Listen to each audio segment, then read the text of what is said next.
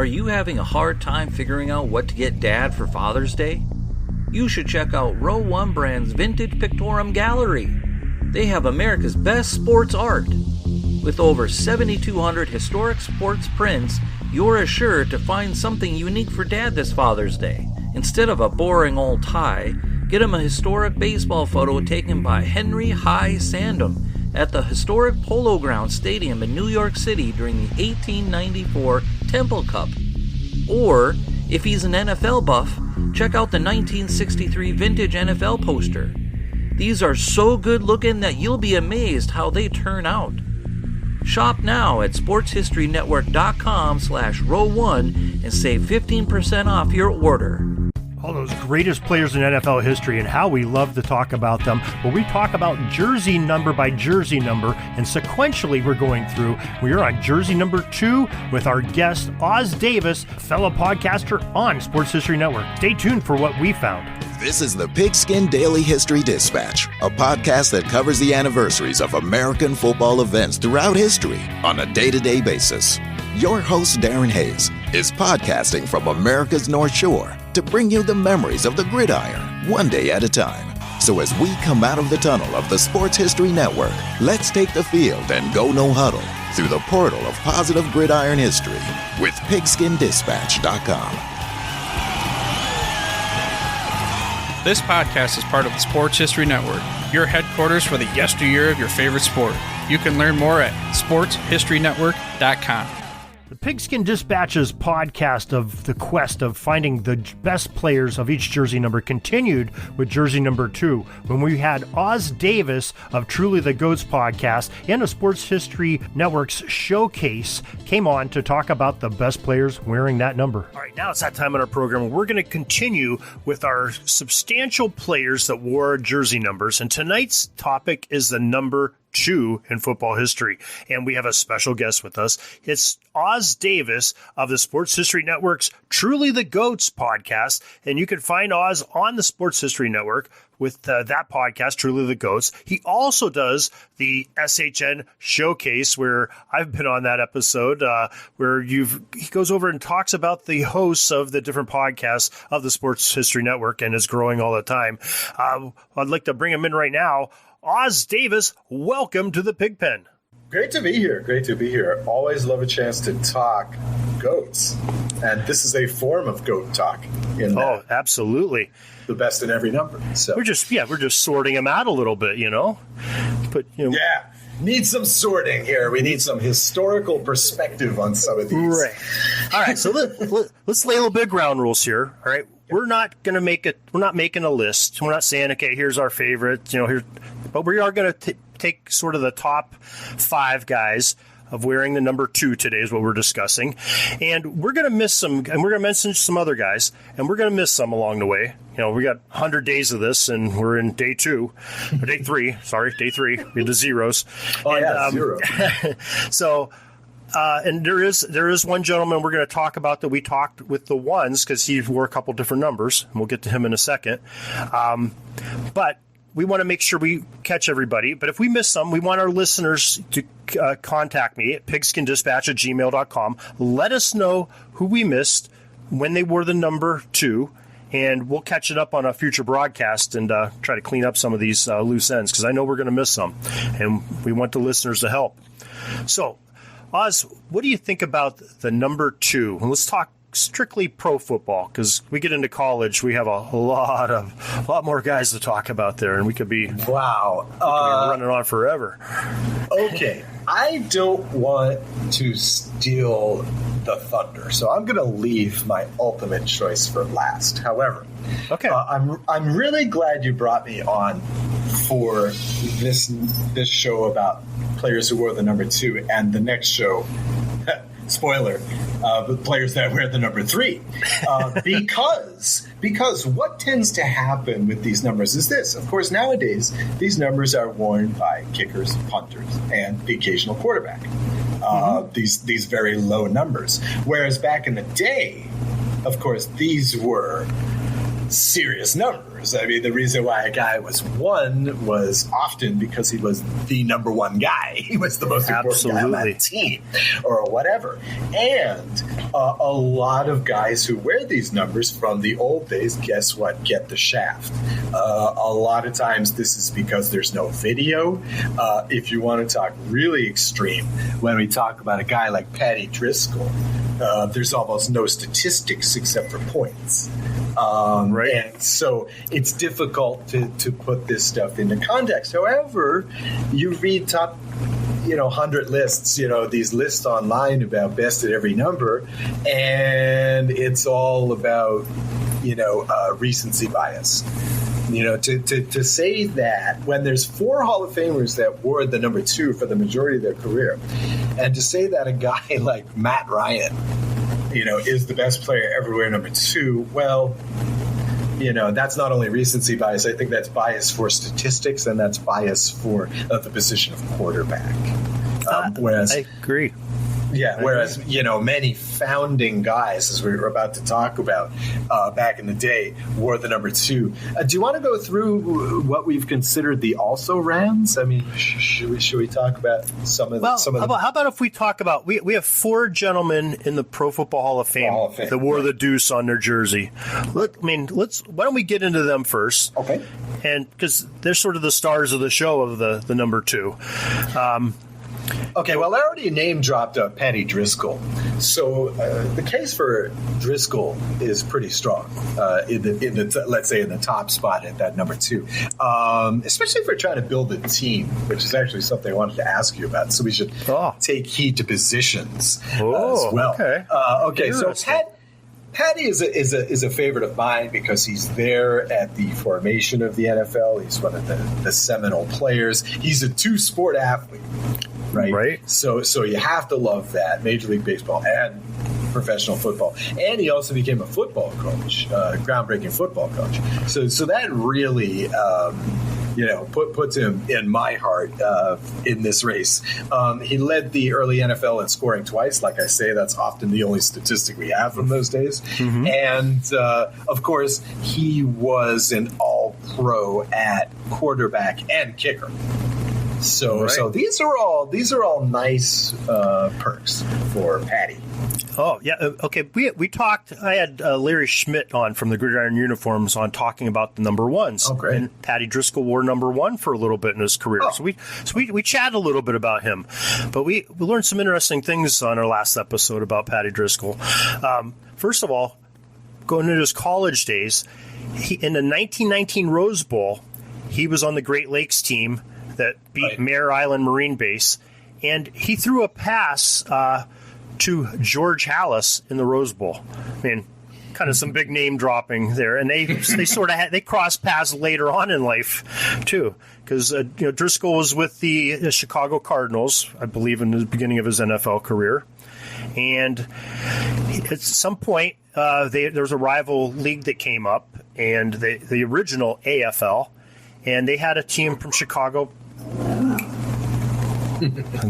They had a team from Chicago, and the name escapes me right now, but the AFL team did, and Driscoll was going to go to that team, according to Larry, and George Halas came in and said, "Hey, we can't lose one of our major stars," and he offered a trade, sent some cash to the Cardinals, and Driscoll went to the other side of Chicago to play for.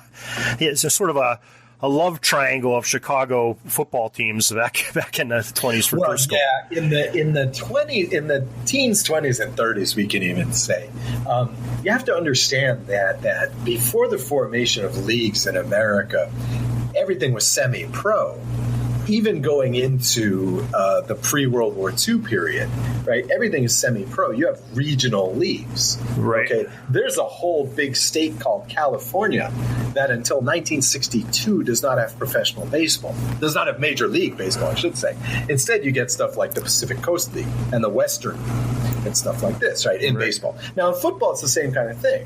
However, in Ohio, especially, and Pennsylvania to a great extent, people are football crazy, right? Professional, semi-pro football. I'm glad you put the word football ahead of Pennsylvania, Ohio as being crazy. Yeah, you lunatics. Yeah, that could have been bad. Yeah. Oh my God. Columbus, crazy place. Erie. Ooh. But yeah, these places in particular are just hotbeds of teams. And of course, these teams tend to be local teams, right? They're made up of the guys who worked at, for example, the steel plants, right? Or, for example, the packing plants, right? Where we still keep those names. And so, Ohio and Chicago and Pennsylvania are just these hotbeds. Like everybody's coming out of these three states, at least in the semi-pro leagues. Chicago was a highly competitive market, we would say nowadays, for semi-pro football. All right, how about sure. So I think we can agree that Driscoll is in our top 5 of the. Well, okay, I did not listen to the the podcast number 1 because it hasn't been released yet. That's right. So I haven't heard it. But did you choose? We didn't number 1. No, we didn't rank them. Like I said, we didn't rank them, but we want to make sure we capture the big hitters. As long as we get, we say there's, like we're saying, there's. Let's say our top 5 here, and then we have the also rans, because we're going to run into a lot of kickers just like we did with the number 1s. And there is a kicker that's going to show up, well, I guess in number 3 is our next episode. But the Hall of Famers definitely, I think, should be mentioned, especially there's 4 of them. With the now you've also got 2 more of these founding era members of the NFL. Wearing number 2, right? Again, accentuating the importance of these low numbers back in the early days. You have Walt Kiesling, who is mostly known. Now, again, talk about defying statistics. Here's an offensive lineman in the 20s and 30s, right? Mm-hmm. He was mostly known as the run blocker for Ernie Nevers, who was, quite the stud back in those days. And the important thing to remember about the offensive line positions in those days is you could do this thing called running interference, right? Which is where you're basically setting a moving pick the whole way with your runner. And this was made illegal, in the 50s, I believe, because for a long time they were playing with this, and it was just basically an injury creator, this play, just taking out guys for the sake of taking them out of the play. But that was Kiesling. That was his job, is to be that running interference on the sweeps, which Nevers ran over and over and over again. I mean, just to show, like you said earlier, alluding to a Kiesling who he played for in the beginning of the NFL, the teams he played for: Duluth Eskimos, Pottsville Maroons, Chicago Cardinals, Chicago Bears, Green Bay Packers, to fill in their names, Pittsburgh Pirates. Pittsburgh was the Pirates for 2 years before they were the Steelers in the early 30s. I mean, that's a lot of teams. There's 14 original teams, and I think we mentioned 3 or 4 of them that Kiesling played for back in the Pottsville 20s. Maroons. The Pottsville Maroons is one of the legendary teams of the early NFL. Just talk about, again, nowadays we would call that a small market, right? But they played so far above their station that they were able to woo Kiesling over there. Because, they did. The rest of their team was mostly locals, right? Or folks from the area. But they brought Kiesling aboard. They were that competitive. And in fact, there was that one year. Again, back in the day, they didn't actually have playoffs. And much like the college system, they would just vote for a champion. And, of course, in 25, the Maroons, I'm not sure if Kiesling was on that 25 team, but the 25 Pottsville Maroons went undefeated and were cheated out of the title because of a technicality. They had played an exhibition game in New York City that they weren't supposed to, and against Notre Dame, no less. Back in those days when pro teams used to play college teams, how weird is that? And so they were cheated out of the title, which went to the Chicago, there you go, Cardinals, in fact. The other player that comes from these seminal days that we have at number 2 is William Roy Lyman.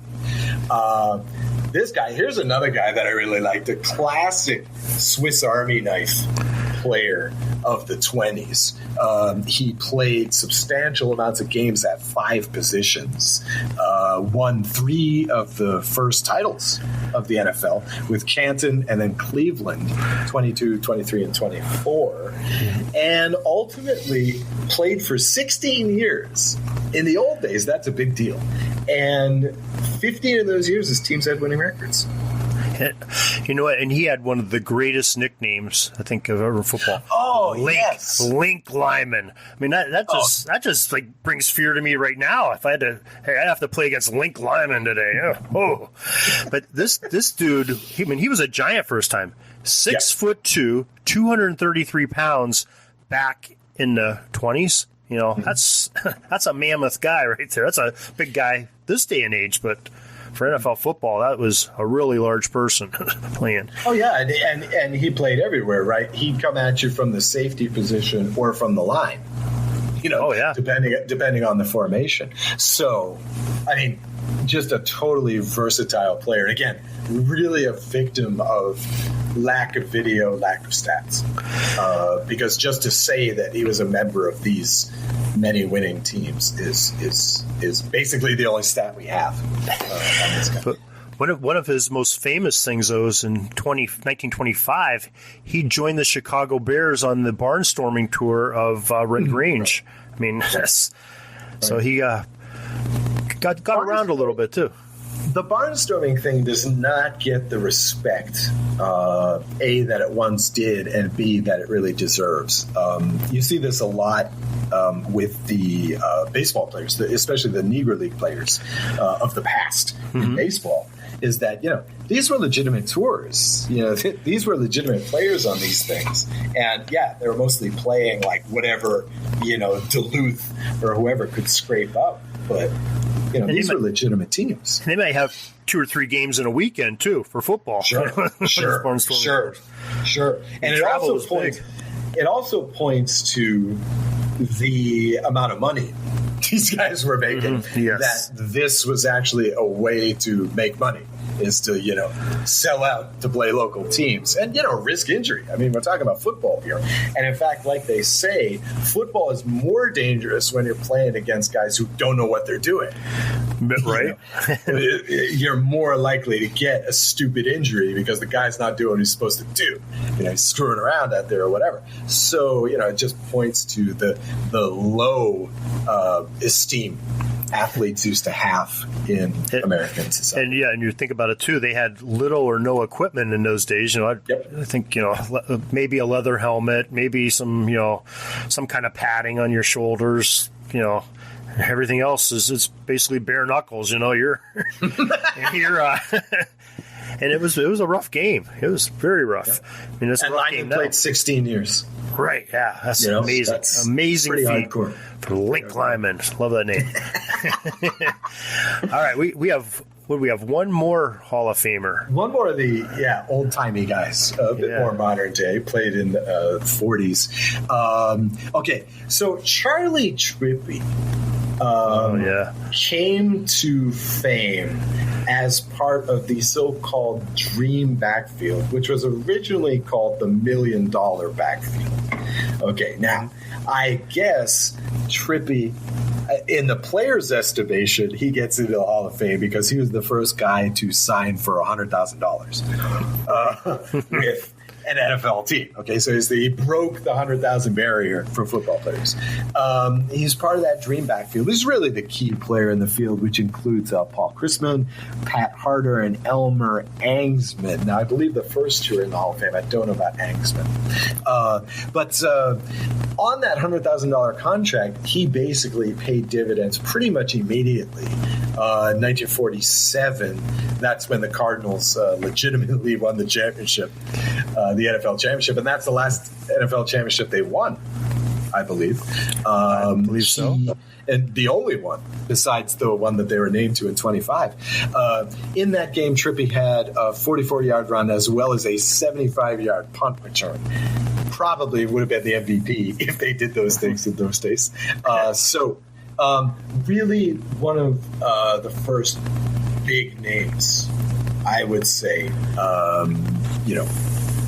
in terms of money and sports in America. But, interesting story about him, a little bit of background on when Trippy was signed for $100,000. Charles Bidwell was the owner of the Chicago Cardinals, and he signed him so he had that $1 million backfield. But the Bidwell never got to see that backfield play. He passed away in the offseason before the season started with that, and they won the championship after he passed. So that kind of sucks for him after he shelled out the cash, and that's like something would happen to me, but you gotta feel bad for him, to have that happen, Trippy, and originally Angsman wasn't even in that backfield, the original $1 million backfield. Marshall Goldberg was with Harder and Chrisman and Trippy. And Angsman ended up replacing Goldberg. It's like a couple years later, I guess. Oh, okay. I don't remember that, but I remember reading that. I wasn't there. Yeah. I am old, but not that old, Another thing is Trippy. They played a game on ice at Comiskey Park, and I believe it might have been a championship game. It was a big game, and Trippy had the wherewithal to put on basketball shoes. Yeah, the sneaker game. Game. That's right. They ended up going down to the local university, steal it out of the locker room, the boys' locker room, brought the whole football team sneakers to. Yeah, supposedly the score was 0-0 at half, and they changed into Converse, basically Converse high tops, and they won something like 14-0 or something. I don't remember the particulars, but. Yeah, the basketball, the sneaker. I live on. I got ice outside my house right now, and the last thing I would think of to put on ice would be sneakers. But hey, whatever floats your boat, I guess. I just think it worked. Well, it must have been like a rink. It must have been like an ice skating rink, right? It must have been sheer, because wearing the cleats, they'd be tap dancing on that, right? And that would be the excuse to change to rubber sole. Yeah, I don't know. So, doesn't sound like a lot of fun, though. Well, winning the championship, hey. Well, that probably made him a little warmer after that game. Yeah, takes the sting out of it. All right, now I think we get a little bit interesting, though. We got those four. So in review, we have Driscoll, Keisling, Lyman, Trippy, all in a Hall of Fame. Now it gets a little tougher, my friend. We want to have that five-man Mount Rushmore of we'll steal from some of our other fellow podcasts of the number two.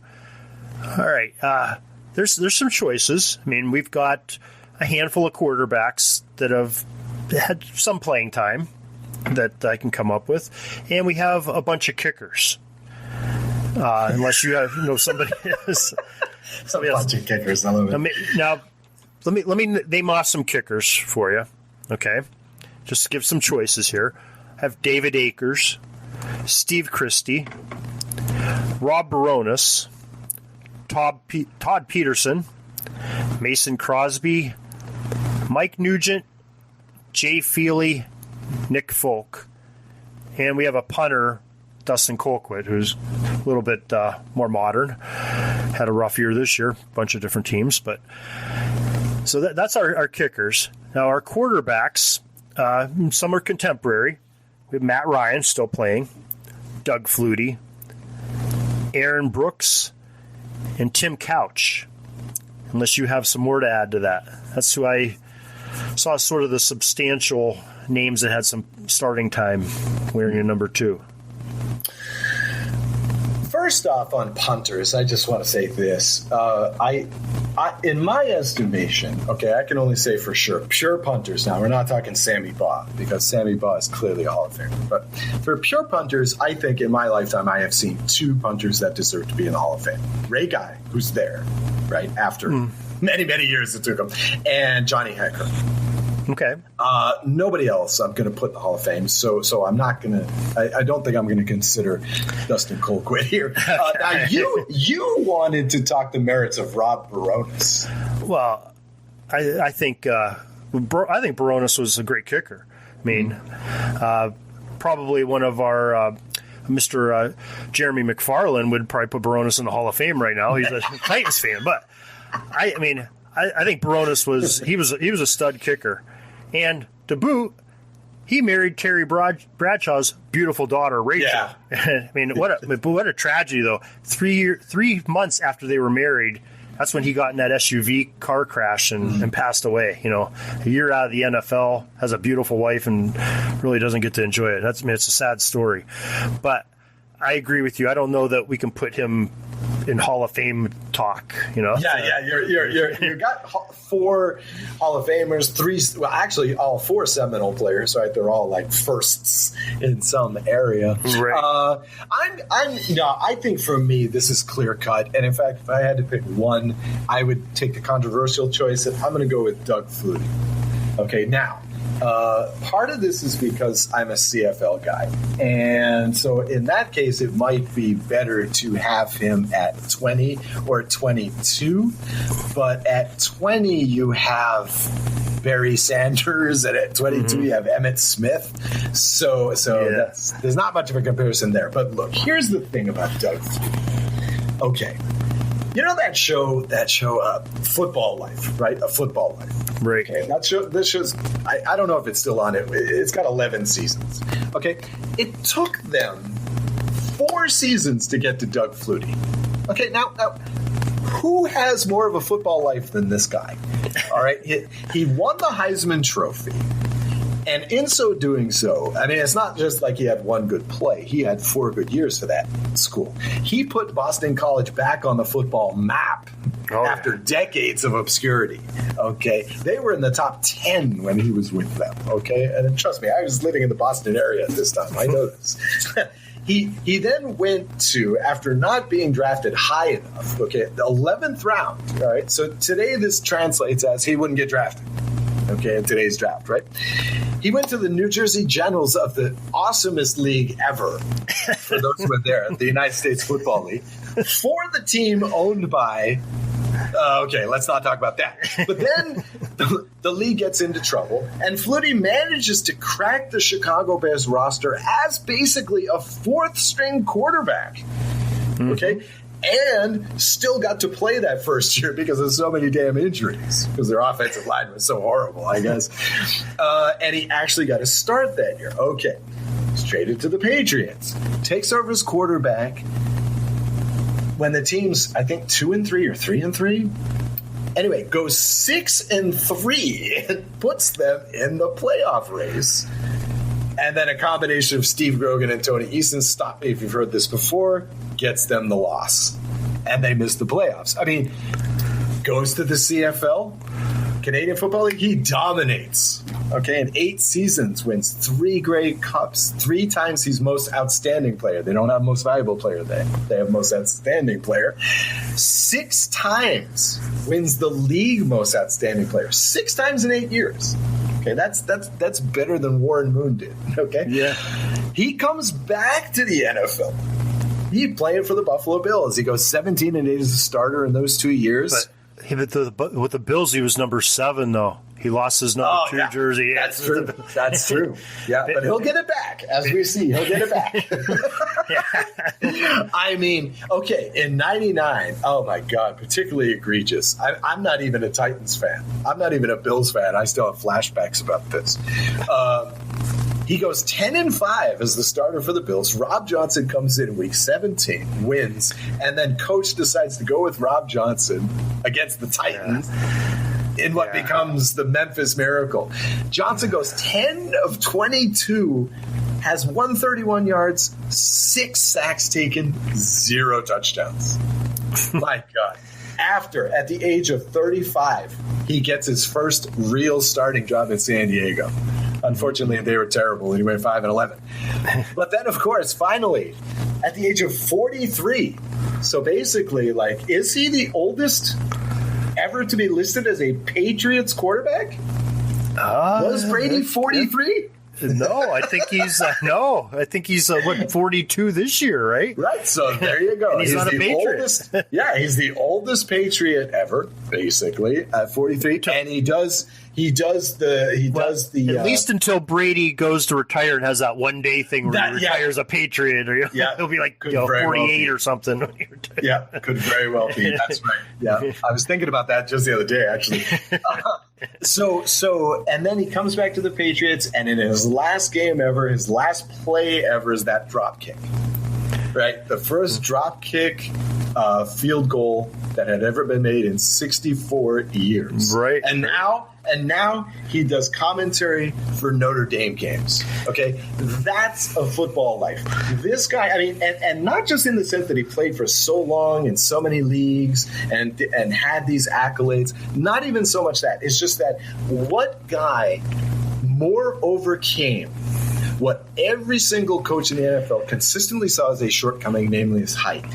What guy is pluckier, right? What guy took more crap just for a chance to play more football? Absolutely. I mean, he's just for me. He's just one of the ultimate American football players. Not the best, not the greatest, not the GOAT, but just.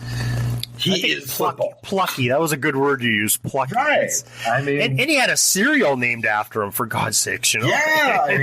I mean, Flutie Flakes. Dude, in Canada, this guy is a hero. I mean, he's still a legend, as well as his brother, because he actually got to play with his brother as a wide receiver out there in Calgary for a few years. He still is a hero here. I mean, we're only 100 miles from Buffalo here, and he's still, if you say, hey, who's the top quarterback for Buffalo, he's still mentioned in that.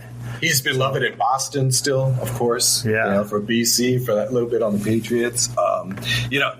Now they love him in college because he does the Notre Dame games. I mean, just a guy who had to live on his smarts. A guy who had to live against expectations. He had to play against expectations.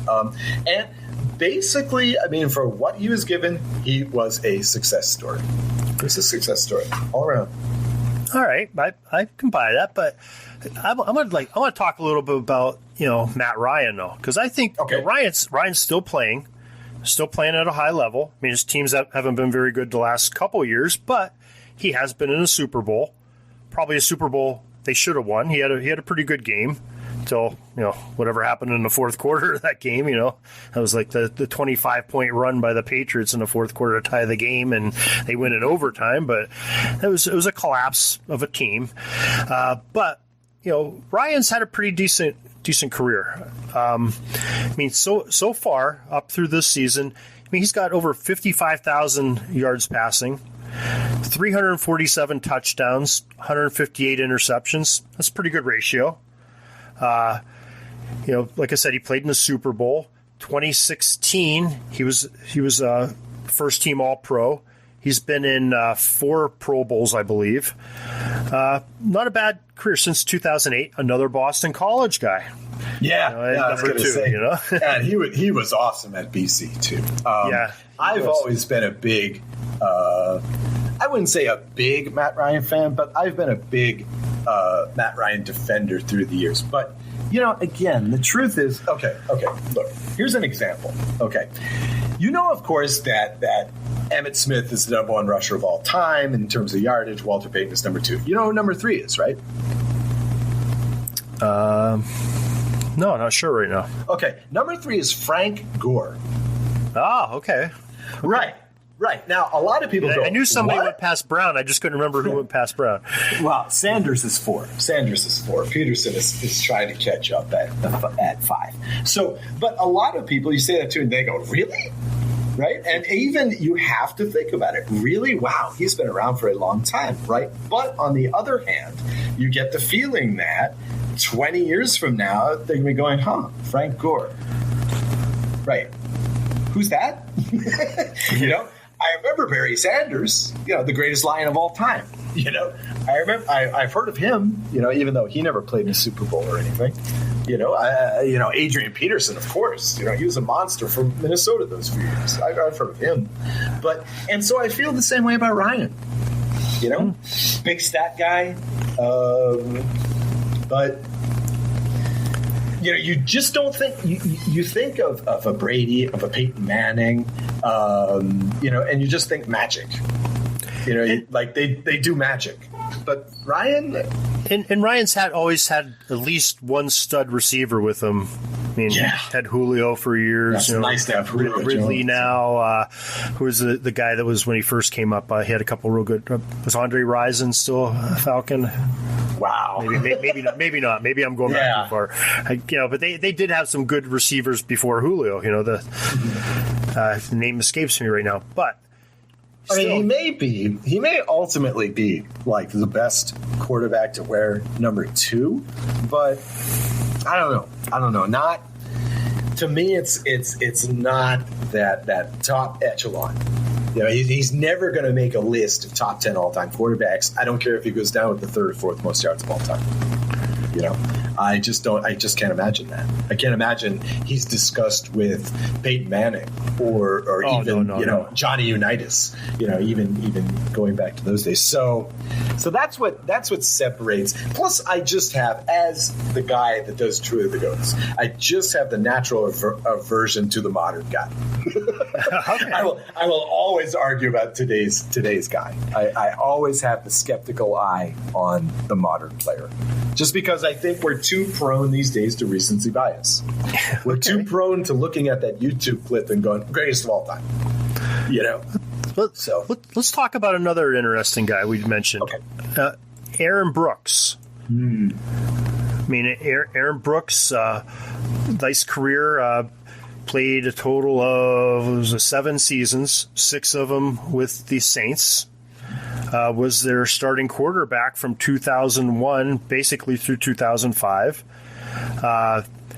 He's had 123 touchdowns in his career, 92 interceptions. So, probably a little bit more TDs. You'd probably like to see a little bit less interceptions in there. Had a little over 20,000 yards passing in his career.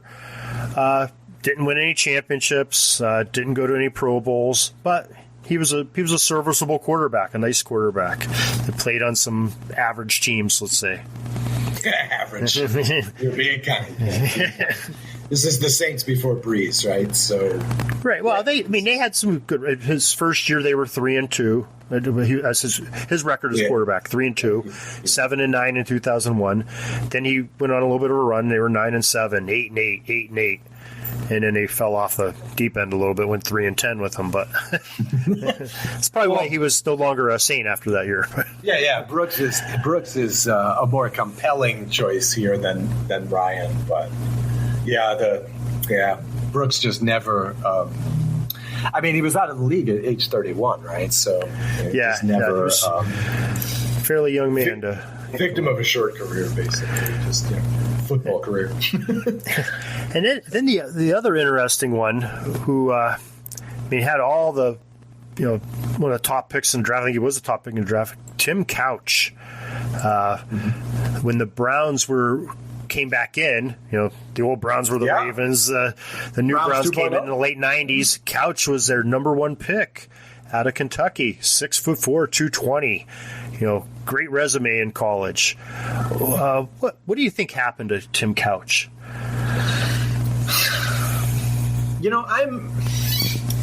I'm kind of a believer in team culture, and I think there's some of that there. I think that, look, if you look at the Browns' history until very recently, since that 2.0 move, they're just snake bit, right? They never seem to coalesce as an organization. I remember that year they were on Hard Knocks, right? And this was supposed to be, one of their breakout years. They're going to turn it around and stuff. And you're looking at their coaching staff, and these guys are all lunatics, talking about World War II and stuff. They spent a good 10 minutes of one episode talking about the dog that hangs out at the office there. It's just like, come on now. To me, it's kind of like a Cincinnati Bengals situation where throughout the entire 21st century, the Bengals have been running with a scouting budget that's half of the next cheapest team. It's stuff like that becomes ingrained, I think, in a team's culture, and it just swamps everything. It just swamps the possibility. I mean, it was like, okay, here's another example, because I was actually covering them at the time. The Raiders, in the post-Gannon years until, again, very recently, we could basically put this at Carr and Del Rio, were a joke. And I mean, it was to the point where players would give interviews and they'd say, yeah, you'd go to practice one day and there would be a new coach on the sideline. And we'd ask, what's his job? And nobody knew. It was just this assistant to an assistant to an assistant because they liked Davis. They were good friends of Davis. And it's just like, but so I think culture killed Couch. Well, I think something else killed Couch, because I'm looking at his stats. He had 14 starts in his rookie year, 56 sacks. Second year, 7 starts. I assume he got injured, 10 sacks. Yeah. Third year, he had 16 starts, 51 sacks. He had 2 seasons over 50 in the sack department.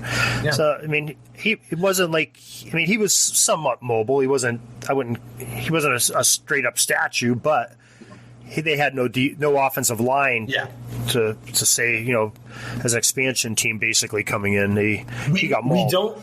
We don't have a large sample size, but as you recall, the expansion Texans were the same way.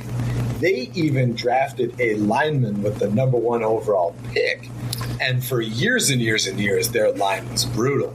And David Carr... Mm-hmm. Or is David Carr with the Raiders now? The first Carr, Derek or David, that played with them got absolutely pummeled. Oh, yeah. To the point where, in his 4th season, he was afraid. I mean, literally, he was afraid of being out there because he'd already been hit like almost 200 times. I think I would be too. It's 56 sacks in your rookie year. You're setting records. Yeah, you're setting records. Taken. And so it's like I say, it's a very small sample size, but perhaps that's endemic to expansion teams or even teams that are massively rebuilding. Like, for example, I feel pretty sorry for who's ever going to be quarterbacking the Saints and the Texans next year, because I think both of those teams are going to be in full rebuild mode with no line to speak of. So, Couch, the fate of the number 2, right? Yeah. All right. Well, I think we probably beat the dead horse here on the number 2s, because everything else is kickers. We mentioned them. Some good kickers in there. Nothing against kickers, but we want to talk about the people that are playing some, most of the downs. Not that kickers aren't important. Well, you get these old school guys, dude, and they're crossing over anyway. You get these old school guys, and these quarterbacks are either kicking or punting as well. So there you go. Right. So, for our last few minutes here for this episode, why don't you tell us a little bit about the Truly the Goats podcast? Oh, I would love to. What do you have to offer on that? Okay, I like to say that I'd like to describe Truly the Goats in 2 ways. 1, it's the sports podcast with perspective, or 2, it's the sports podcast that redefines that term all-time great. If you want to talk all-time greats, come to Truly the Goats. We're really expanding that time. Okay, we talk about sports from 6,000 years of human history. The truth is, you really want to talk all-time great fighters? Great, let's talk some gladiators. Let's talk sumo wrestling in the 17th century. Okay, you want to talk some great all-time fighters? Hey, we got you. Now, which is not to say that we are completely against 20th and 21st century sports figures. Of course not. However, we prefer the folks like Jim Thorpe or Babe Zaharias, who can dominate in more than one sport. I mean, we want to talk real goats here. Let's talk some real generational athletes, guys and women who can really play the sport and are really once in a lifetime literal athletes. That's what we focus once. Every episode is focused on one athlete. I think down the road we may focus on a team or two. The format tends to change almost every time depending on the subject matter. We always have guests. We always have a narrative. And unfortunately, our schedule has been kind of erratic since COVID kicked in. But I hope to roughly get these out once or twice a month. I'll tell you what, I can tell you as a listener of that podcast, it is absolutely fantastic. It's well done. It's well put together, very entertaining. And folks out there, if you haven't listened to Truly the GOATs on the Sports History Network, please do yourself a favor and listen to it, because there's absolutely some great subject matter, all different sports, as Oz has said. I would like to point that out. There should be almost, at this point, something for everyone. We've got basketball, baseball, football. Like I say, we've got gladiators, we've got sumo wrestlers, boxing, we've got professional wrestlers, we got boxers. Yes. Most recently, actually, I'm trying to get a little traction for this one because it's getting some good attention. Please check out the episode 10 of Truly the GOATs. It's the latest episode.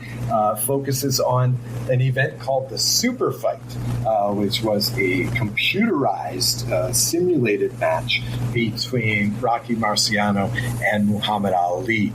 Not many people know that story anymore. It's sort of disappearing in the public consciousness, but it's really outstanding for being really the first attempt to A, computer simulate a real all-time dream matchup, and B, really the first attempt to do a sort of all-time matchup. Really kind of a precursor almost to the Madden games we have today. Wow, it was definitely a great episode, and I want to thank you for coming on. This is a good time we had tonight, and you know what? Hey, how about we do this again? You interested in doing the threes? Sure, number 3. The number 3s. Okay. Well, look, there's a late breaking news. Oz Davis will be on the next episode of the Pigskin Daily History Dispatch talking about jersey number 3s. Oz, we thank you so much for spending time with us tonight and talking about the big deuce on the jerseys for the great NFL Hall of Famers and other great legends of the game. And we look forward to talking to you again tomorrow night. Absolutely. Oz Davis, ladies and gentlemen, I told you, he's something special. He is great to talk to, very interesting, very knowledgeable about football history and sports history.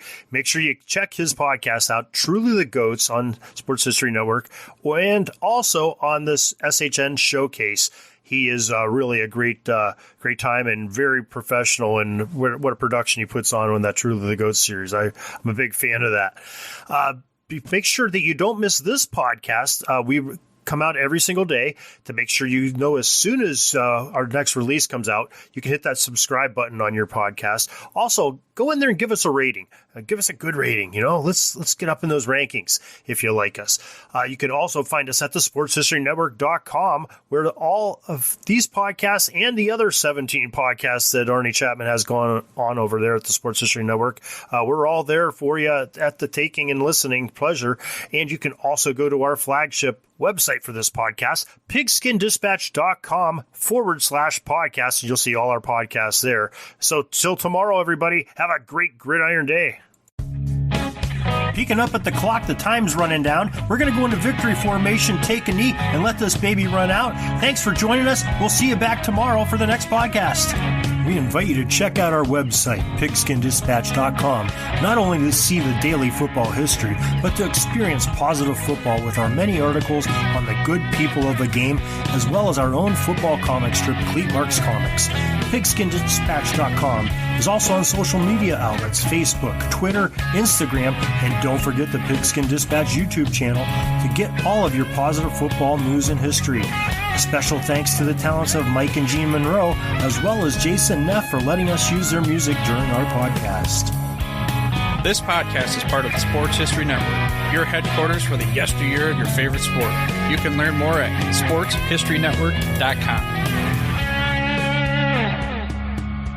At the Sports History Network, we're all about sports yesteryear, and so we're so pleased to introduce you to Row One, an online memorabilia gallery and shop that brings your sports history to life anywhere. The Row One gallery includes over 5,200 gorgeously reproduced prints of team posters, game program covers, game tickets, advertisements, and more in baseball, pro and college football, pro and college basketball, and more. And any gallery item may be printed in a variety of sizes on wood, metal, canvas, acrylic, or poster paper.